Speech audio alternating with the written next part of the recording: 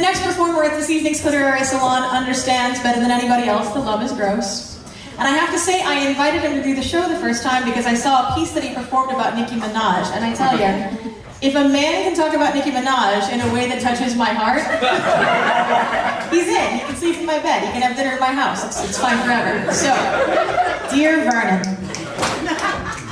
the way a man speaks about Nicki Minaj tells you everything you need to know about him.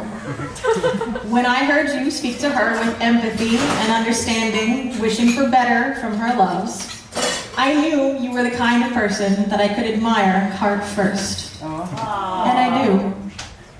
Respect, Meg. Folk of the Rick, Vernon Keeve III.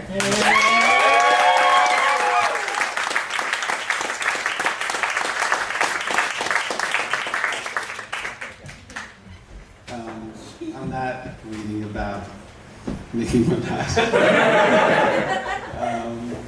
For some reason, I think I got the message a little bit messed up about, I was thinking about love is pain. But some of the things we put ourselves through that cause us pain from love are gross.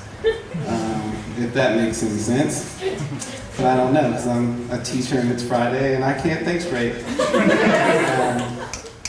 But I wrote this piece today during my planning period because I'm trying this new thing where, ever since my book came out, I've just been having writer's block. So I'm trying this new thing where I write a new piece for every reading, and I have a hard time saying no. So this one, I write a lot about my mom. I just do. My mother makes me angry. My mother calls me every day around 6:30 when it's 9:30 p.m. in Virginia in her bedtime. When I say every day, I really mean every day. Most weekdays when she calls, I'm in the middle of cooking dinner, just trying to wipe my mind clean of my workday. When I do not answer, she assumes I'm doing what I'm doing right now, reading something overly personal in front of a room full of strangers. She always asks me, what's for dinner? How is the weather? And how was my day? She asks me these same things every day. So we have mastered small talk, and small talk has always induced anger in me. And all of her truth, she is really just calling me to make sure I'm still alive, so that she can sleep peacefully knowing all of her children are safe. And I do mean all of her children because she calls both of my sisters too. Even though they live just a few miles from her house, and more than likely she saw them earlier in that day. Our conversations never go over 3 minutes unless something noteworthy has happened in my sisters' or nieces' and nephews' lives. She often talks about her workday, how tired she is, and how she has to go back the next day. And that is usually where my anger takes over. And I rush her off the phone. This has gone on for 7 years. So I lived in California for 7 years. Me answering my mother's call only to rush her off the phone when she brings up work or money. My anger towards my father is easier to place, easier to name and pinpoint, easier to validate. My anger towards my mother just manifests at times when she's just trying to engage me in conversation and be the mother that I have cherished all my life. I get angry, and then I get angry at my anger, and then I think about my small mother going to work worrying about bills and that car she drives that has been trying to die for 2 years. And then I get depressed. My mother used to be the secretary in my father's law office. One thing I learned from their marriage and divorce is that one should never work with their significant other. Discrepancies at work become personal digs at home. The roles of boss and administrative assistant become blurred with that of husband and wife. I hated and in quotations, and hate, my little parentheses, English teacher, terrible, my father for divorcing my mother. Even though she is much better without him, my mind won't let me forgive. Something I'll write about soon, I guess. I'm angry at him for the seafood dinners that she's used to receiving, the shopping trips that my dad took her on for Christmas and her birthday that she doesn't do anymore. I'm angry at him for taking his once well-to-do income from her, an income that was half hers, but he didn't pay her because she was his wife and the money went into the household. When he divorced her, he stripped her not just of the despondent companionship that she had grown used to, her security, retirement, and home. He stripped her of being a member of the middle class and left her in the proletariat where they initially found one another and built something from nothing. I'm angry at my father for making my mother feel like she offered nothing to his progress. My mother knew my father had cheated on her, but she was always willing to turn a blind eye in order to make sure her children were taken care of. I always felt that if I left him while you were in college, he would have stopped paying your tuition, she told me once. And he did. But my mother and I made things work and I graduated. Not paying tuition was one of the many instances that my father stated through his actions that I belonged more to my mother than him. Despite having been divorced for almost 12 years, my mother still finds ways to bring my father up to conversation. My father's mental health declined in recent years. He went from being the same old arrogant womanizer from my childhood to a man who doesn't even rise to go to the bathroom. It makes me angry to hear my mother talk about my dad, and when she starts going down that road of talking about my dad, I rush her off the phone because I'm getting angry. A driver rear-ended my mother in the early aughts.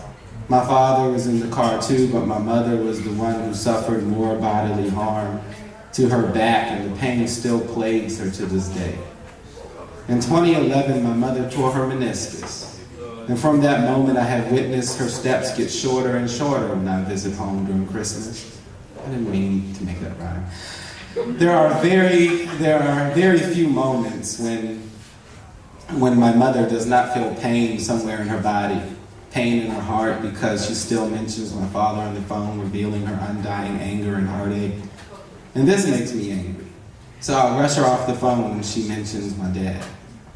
My father represented my mother when she took the driver who rear-ended her to court. They settled the case for 30 grand, and my mother did not see a dime because my dad kept it.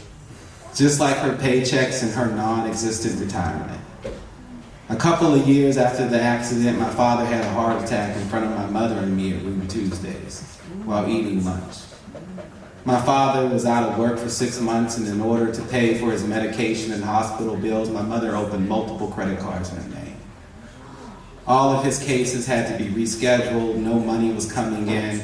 That was 15 years ago, and she is still recovering from the dent in her credit. It makes me angry when my mother talks about money. She seems to never have enough for a rainy day, and I have none to spare her.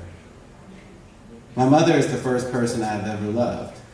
I am the youngest of her 3 children, so even as I stand before you as a man who turns 33 in 7 months, in her eyes, I'm still her baby. And she is the vessel from which all of my love flows, so why does she make me angry?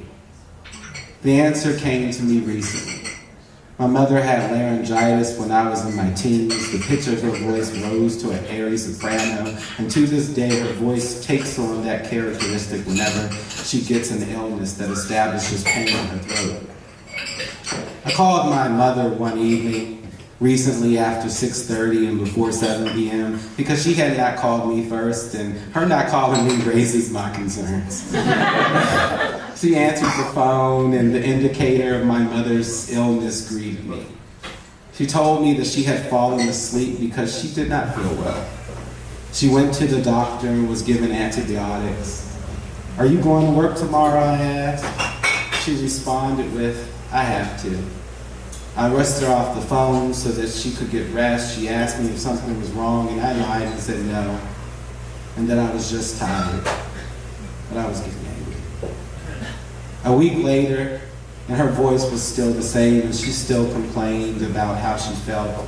And I'm getting angry on the other end of the phone, and I don't know why, because I just want her to be well. I'm angry because she has to go to work despite being sick.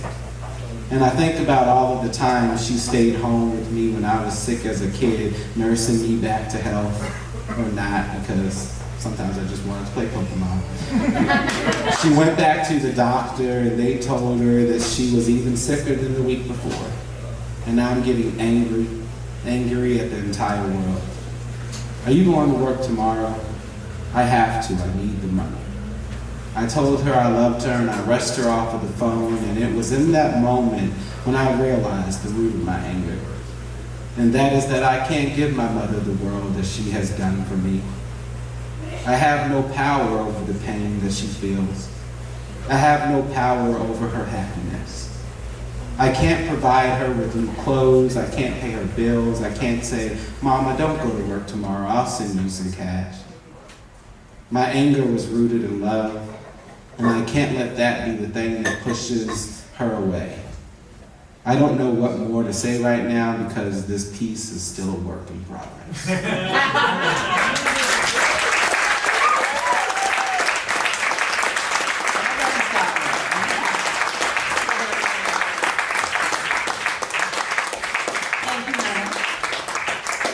Vernon Keith III is a Virginia-born writer. He currently lives and teaches in Oakland. His purpose is to teach the next generation the importance of relaying their personal narratives. So I think you did a great job of that tonight.